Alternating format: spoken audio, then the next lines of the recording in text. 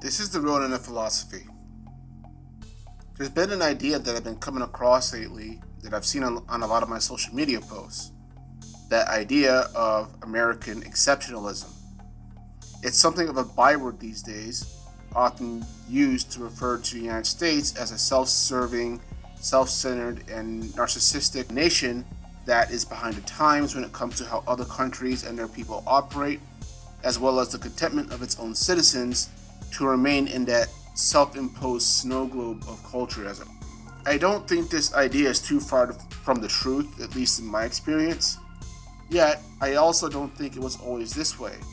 And the reason for that being why so many Americans have issues confronting this new reality and siding with people who'd rather celebrate our exceptionalism, as it were, rather than jumping on the bandwagon of attacking and bashing it. To begin with, I think that in the past, there was something of a concept of America being unique amongst the world's nations.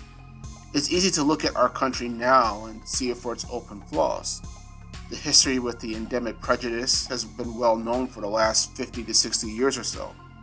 It's taught so much in our society that former President Trump was pushing for a counter-educational movement to combat that.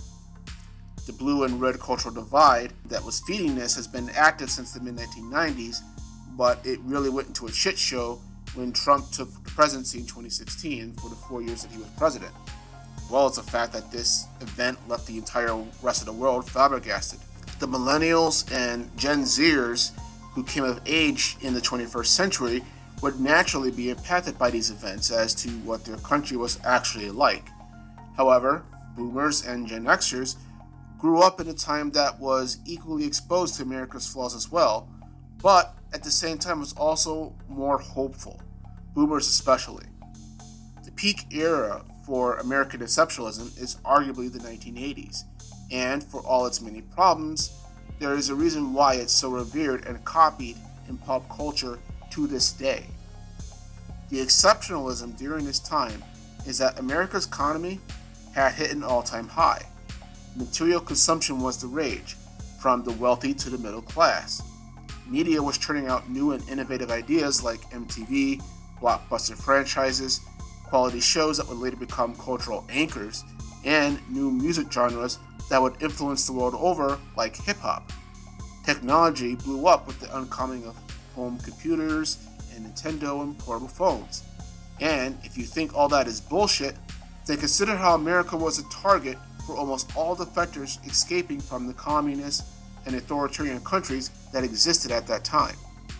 There is a reason for that defection. Even before the 1980s, America was still seen as unusual, if arrogant.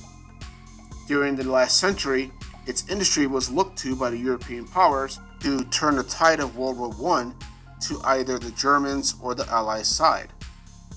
And during the Roaring '20s, it reinvigorated the world music scene with its influx of American jazz and swing music. The subsequent Wall Street crash of 1929 also sent that same world spiraling into the Great Depression, and the subsequent sequel to World War I again had countries wanting America either on their side or neutralized before it became involved.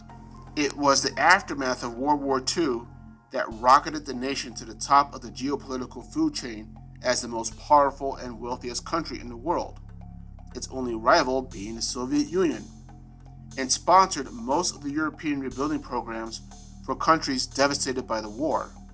Former European colonies from Africa to South Asia initially looked to American democracy as a better option than being ruled by foreigners. This didn't turn out well for many of those nations, but just the idea that it was even in their heads does say something about the perception of America as unique in the world. It may have been a new kid on the block, but it was a new kid that was making waves by being different from the way the world had previously functioned. People were either drawn to or scoffed at the notion that people could rule themselves and not fail. And there had always been a royal hierarchy or some ruling institution running affairs since there had been societies and empires.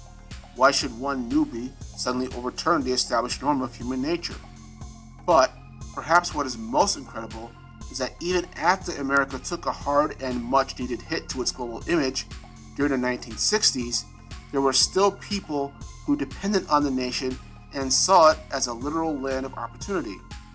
From Southeast Asian war refugees to oppressed people living behind the Iron Curtain, America still seemed like the best and better option to other countries. Even today, many of the products that the world produces themselves enjoys stuff that we make, such as hip-hop culture. So, American exceptionalism as a positive force in world history is just as real as the things that people think of it now and what it's become in the 21st century. So, this then begs the question, what changed? How did America go from being Camelot to King's Landing? In the British sci-fi series Doctor Who, there is an ongoing theme that basically goes, having lived too long. It speaks to the aspect within the show that a long-lived race had become so used to being the dominant power in the universe that it had corrupted them. And I think something like that has happened to America. Being the top gun, if you will, of the world for a little than over a century has made multiple American generations stagnant. Rather than adapting to the flow of history, at some point we stopped growing and stayed or tried to stay in one place. Perhaps we have become too comfortable to the idea that we controlled the flow of history rather than just being part of it. The watershed point of this idea, I think, was the fall of the Soviet Union. I've heard many people criticize President Reagan for his big spending policies, tax breaks for big business, and setting up future problems for the country, all of which are largely true. However, what also cannot be denied is that those same factors are also what drove our victory of the 5-decade Cold War and put the Soviet Union into bankruptcy and removed them from the world stage. And it's also worth pointing out that many of those same policies were also the bedrock for the economic cushions that many of those same critics grew up on. And like I said before, many cultural aspects of the 1980s are revered today, from Michael Jackson to Nintendo. So, therefore, I think that before this particular moment, America's sins to preserve the world peace were overlooked. And these included many horrible things that happened, like selling weapons to regimes that were corrupt but weren't communist. It was for the greater good, many would say. After the Soviet Union's fall, though, that cloak of deniability, I guess you can say, was no longer there. Over the following 30 years, the limitations and flaws of the wealthiest and most powerful country of the world became much, much more visible.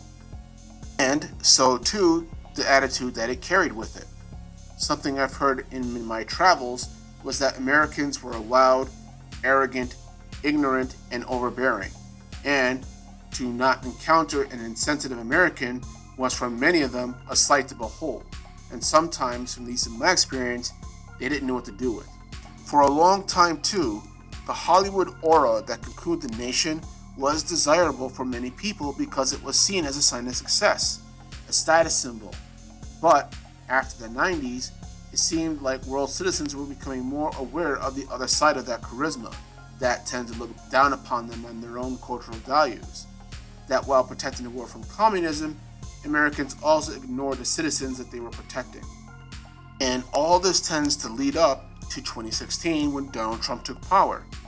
This particular president and the part of American culture that supported him still look at America through the eyes of the 1980s, and to be honest, I can't really blame them for it.